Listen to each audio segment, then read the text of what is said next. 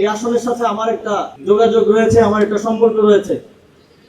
যদিও শেষ মুহূর্তে আমি আমার দলের একটি ক্রান্তিকালে একটি গুরুত্বপূর্ণ সময়ে দলের দায়িত্ব গ্রহণ করেছি এবং নির্বাচন করার সিদ্ধান্ত থেকে সরে এসেছি।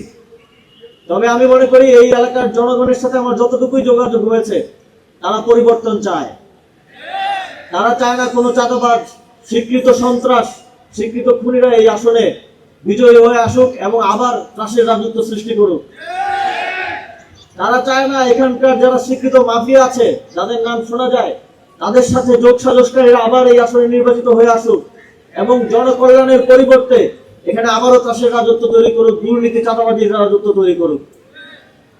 এই এলাকার মানুষজন পরিবর্তন চায় এবং আমি কমিটমেন্টের সাথে বলতে পারি যে এই এলাকায় আমাদের 10 দলীয় জোটের পক্ষ থেকে যিনি প্রার্থী, আমার খুব পছন্দের মানুষ, তিনি, তার বাড়িও আমার বাড়িতেই, মুরাদনগরে একই উপজেলায় আমাদের বাড়ি। আমাদের ব্যারিস্টার মোহাম্মদ জসিমউদ্দিন সরকার, তাকে ভোট দিয়ে আপনারা জয়যুক্ত করবেন। আপনাদের প্রত্যেকের আগামীর জীবন পরিবর্তন করার জন্য তিনি কাজ করে যাবেন, এটা আমি আস্থার সাথে বলতে পারি।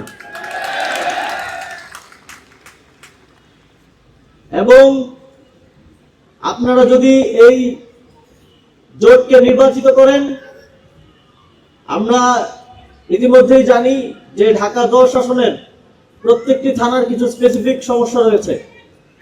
আমরা যখন কাজ করতে গিয়েছি, মানুষের কাছে গিয়েছি, কথা শুনতে গিয়েছি, আমরা দেখেছি হাজারীবাগে কারো জানমালের নিরাপত্তা নেই।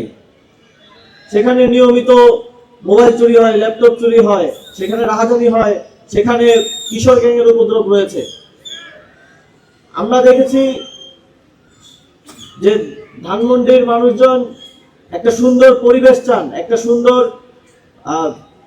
একটা পরিচ্ছন্ন পরিবেশ চান। আমরা দেখেছি যে এখানে রাস্তাঘাটে কিভাবে ময়লা ফেলে রাখা হয়। এখানে ধানমন্ডি সহ এই অত্র অঞ্চলের যে ফুসফুস, এই ধানমন্ডি লেক, এই লেকের অব্যবস্থাপনা আমরা দেখেছি। আমরা কামরাঙ্গীরচর নতুন যুক্ত হয়েছে এই আসনে, কামরাঙ্গীরচরের 55 নম্বর ওয়ার্ড, সেখানে দেখেছি সেখানে রাস্তাঘাটের যেই দশা, সেটা বাংলাদেশের যে কোনো প্রান্তিক অঞ্চলে, গ্রামাঞ্চলের রাস্তাঘাটের মতো অবস্থা, অথচ এটা সিটি কর্পোরেশনের অধীনে একটা জায়গা।